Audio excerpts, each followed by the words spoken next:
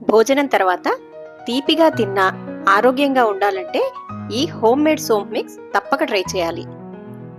అందుకోసం ముందుగా ప్యాన్లో కొద్దిగా నెయ్యి వేసుకుని దాంట్లో పచ్చి సోంపు వేసి స్టవ్ని మీడియం ఫ్లేమ్లో పెట్టి మాడకుండా గంటెతో అటూ ఇటూ అంటూ చక్కగా వేయించాలి. హై ఫ్లేమ్లో పెడితే మాడిపోయే అవకాశం ఉంది కాబట్టి మీడియం ఫ్లేమ్లో లేదంటే తర్వాత సిమ్లో పెట్టి చక్కగా అంతా కలిపి వేయించాలి.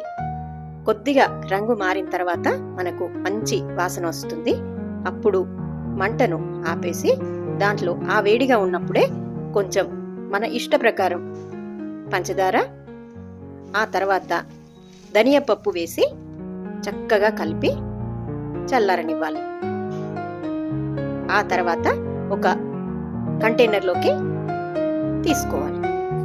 ఇంతే, ఈ చిటికెడు మిక్స్ జీర్ణక్రియకి సహాయం చేయడమే కాకుండా నోటి వాసన కూడా తగ్గిస్తుంది. ఒక్కసారి ట్రై చేసి చూడండి, మీకు కూడా దీని మీద ప్రేమ పెరిగిపోతుంది.